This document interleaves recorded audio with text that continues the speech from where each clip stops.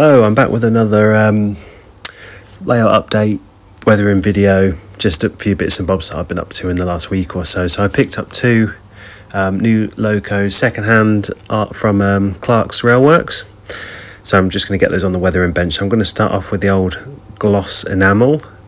I haven't tried this before. I usually use the airbrush, but as you can see, the coverage is 10 times better with using the spray can.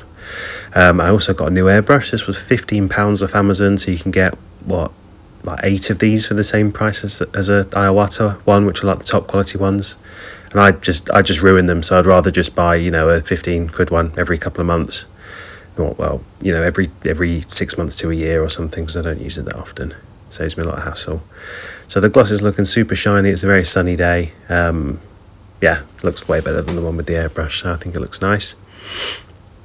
I've got to get the new airbrush rigged up now. First two paints I'm going to mix together is Tamiya Black and Tamiya Grey. You can see the codes on the video there. And I'm just going to do all the bits I didn't gloss. So the smoke box, running board, cylinders, underframe, cab roof, and tender underframe as well. So I didn't thin these down as usual. I just put them straight into the airbrush and just go for it. I think the reason why I kept ruining the airbrushes is because I kept putting the gloss varnish in and not cleaning it out properly. I think that's what the problem was. So I'm going to just stick to paint now. But yeah, I mean, these cheap ones work really well, so I definitely recommend them.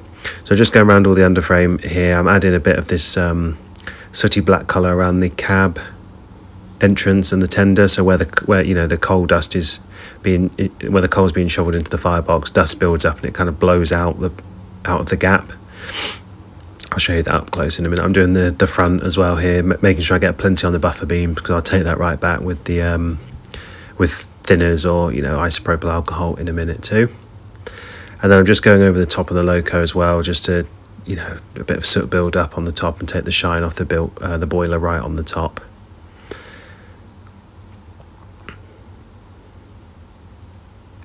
Yeah, I love the effect that gloss varnish gives, how shiny the loco is, like it's just come out of the workshop or just had a good scrub.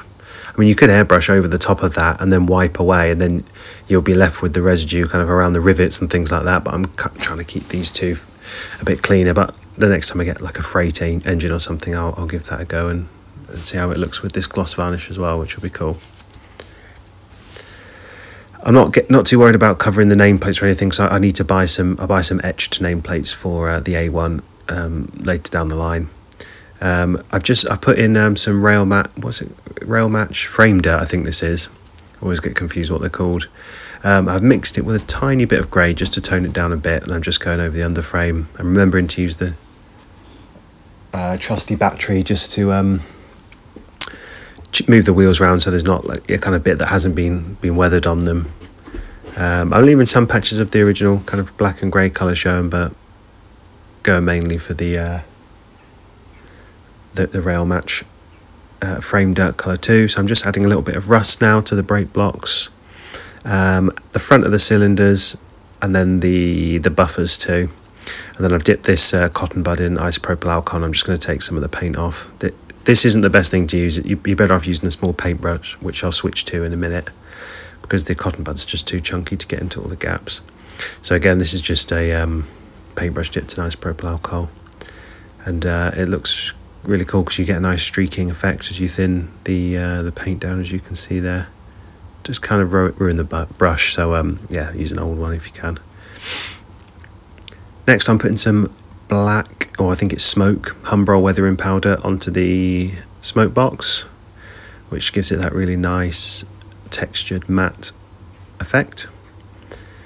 Sorry, the lighting's not brilliant. It was a really bright day, so it's kind of hard to see, but you get the gist.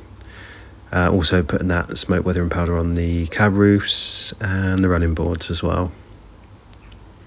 And then I'm just using a blob of black acrylic paint on a cotton bud just to put like a blob of grease on the buffers, which contrasts nicely when you've used a rust colour in the background, and you'll see that better in the close-ups. Next up, I've got rust and dark earth weathering powders. I mix these together 50-50, and then I do the areas that would never really get a clean. So the inside of the tender, just smashing this all over the place.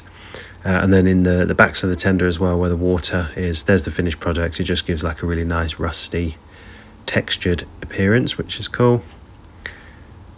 And then I'm going to fill the tender with some coal. Rather than fill the whole thing with coal, I'm just going to put a few stones from the garden in, pour a bit of Geoscenix glue in, and then drop the coal in. I didn't realise there was a gap at the bottom, so the glue started leaking all over the worktop. That doesn't usually happen, but it doesn't matter. I just put it outside on an old plant pot and just let it kind of dry in the sun, and it was dry in about 10-15 minutes.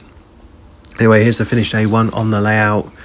Looking pretty clean, but with a bit of grime building up as well. So I think this is just how I like them to look. So yeah, I love this. And then you can see the weather in there coming out of the bottom of the cab, where the coal would have blown back behind the onto the side of the tender.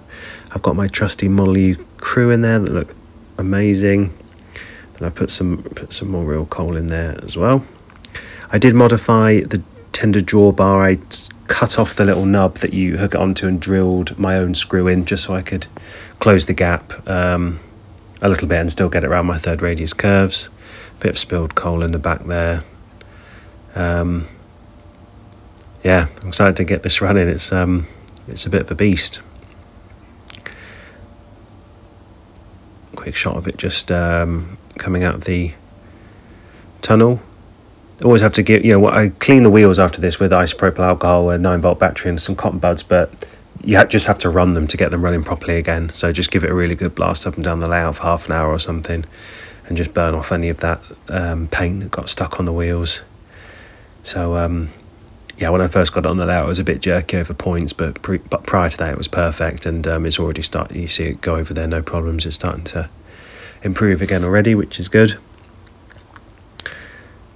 But yeah, chuffed with this. You can pick these up like pretty cheap second hand, like £70-80, and yeah, they're decent, really decent models.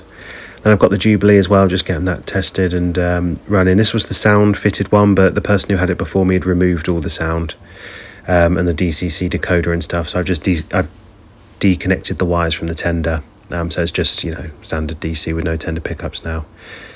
So pretty much the exact same weathering as the other one. Still gone for the the muck around the cab there. I had to source some. It didn't come with a detail pack, so the rear steps there under the loco are like the front steps from a school's class. It's got the front steps are from a princess coronation. It's right mishmash, and I've added cab doors and a cab floor as well, and then made my own tender drawbar to reduce the gap.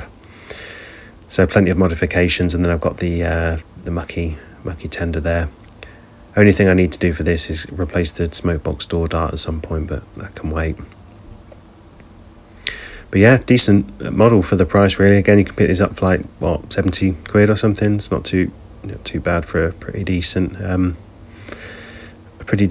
model really, and both good runners too. So hope you enjoyed that video and that was useful, and I'll catch you on the next one. I'll leave you with a couple of still photos of the weathering just to have a look, and yeah, looking forward to getting these running in a future video.